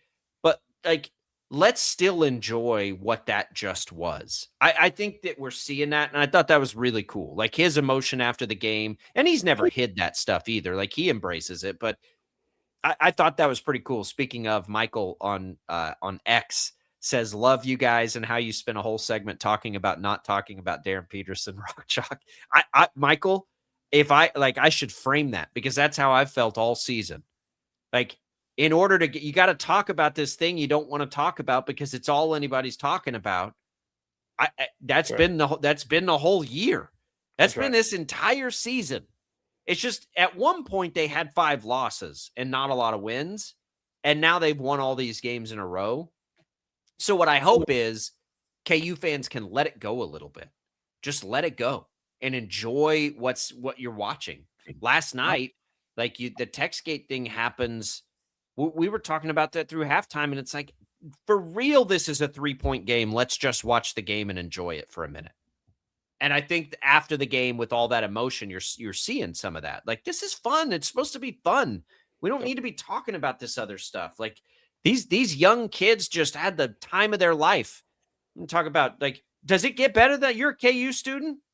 You're probably not topping that one. I'm telling you, like, soak it up. Like, those are the games for me. Like, obviously, you and I both went to small schools. I grew up on KU basketball and stuff like that. Like, I was in a KU family. I've talked about that before. Now I like everybody now. I don't care. So don't sit here and call me a KU homer or anything like that. But like, those are the games to me, is that, like, man, should I have gone to KU? Like, those are the ones that you feel the FOMO of, like, seeing all these 20-year-olds. It's like, God, that's cool. Like, that's so cool. So cool. So cool. And if you've ever been to a game at Allen Fieldhouse, you see it and you're just like, yep, that's what it is. I had some people back home, they were like, man, that was crazy. And I'm like, you've got to just go. Like, find a way to go up to a game, because it really is a little bit different. Like, it's a little bit different. I think a packed house, big K-State football win is incredible. Mm-hmm. It's a little bit different. Like, they're all different. A packed game at the Roundhouse for the Shockers is incredible. And it's incredible. And they're all incredible in different ways, right? Like, the Roundhouse just gets so loud that you can't help but get caught up in how loud it is. And Allen Fieldhouse does too, but it really does feel like there are ghosts in there. Like, it's cool. Like, it's weird. I tell people this all the time, and we've had stadium debates and things of that nature. Like, Allen Fieldhouse is such an interesting conversation, because, like, you know how this is kind of a weird spiral here I'm about to go on. You know how, like, in church, they talk about a church isn't a building, a church is a people. Like, Allen Fieldhouse isn't a building, it's a people, right? Like, I would agree with that. When it's I love Allen Fieldhouse because it's a museum. I don't love Allen. In terms of watching a basketball game, Allen Fieldhouse is not that great. Like, it's wooden bleachers. It's a museum, though. That's what the allure is. Yeah. Like, nobody's clamoring to go sit on wooden bleachers in a place that was probably 145 degrees last night. And you know, like, but you're not going to build a new one because it's Allen Fieldhouse. Like, no, they've renovated it and they've modernized it. But yeah, I'm not saying like Charles Koch Arena is a comfortable seat everywhere. Right? I talk about that all the time. Like, if KU played in Koch Arena and you could just import 15,000 fans into that place, they talk about Charles Cogarino being the best. But it wouldn't be the same thing. But it's not the museum and the like. It's so cool because all these guys played in that gym. The people part is interesting because I took the family. We're blessed and we're fortunate that we get to go to these places frequently. But like, I took the family to Furman last year, and he did not have the same energy as it does like last night. And I was like, well, I know. You're like, oh, you got to go. And then we get there and it's like, okay. We were kind of in a corner spot on a bleacher. So it was like, okay. I mean, it was still fun. It was still awesome. But when you can catch it like it was last night, like it was against BYU, that's where it's like there really isn't anything like when it's going like that. Yeah. I've been to Packed Bramlage. Packed Bramlage is wild, man. Like you feel like you're in a, I don't know, like one of those 80s dystopian movies where they're going to fight to the death in the middle and you're just in the bleachers losing your mind in this like Bramlage concrete is jungle weird of Bramlage. and mean. No, with the minute we have left here, I tell people this all the time, and I'm not getting sappy or anything like that, but like KU just beat the number 1 team in the country and things of that nature. I know Rachel Hallam was there last night. Like I was at that BYU game, and like people ask about your job and stuff like that. And in our industry, there's a lot of people that are like, yeah, I can't make it. I got to work. It's like, those are the games. And I guarantee if you ask Rachel, like you're sitting in Allen Fieldhouse with 15,000 people screaming their tails off. Like you have to stop and look for a second, And if you're a student that was there, or if you're somebody that drove down Fieldhouse last night, like stop and look for a second, because we've seen that things change. And it's never about like, the Buddy Hield game, the Battle of Omaha when Wichita State beat KU, like those were as big as spots as the World Series that I covered or the Super Bowl that I covered. Like it's all different and it's all cool. Congrats to KU and congrats to KU fans, man. That was a fun game for all of college basketball last night. We'll get to Bediako tomorrow. Didn't even get to that today. That was a big headline, but we'll have that for you tomorrow. We still got more time here today, though. We're coming right back on Sports Daily.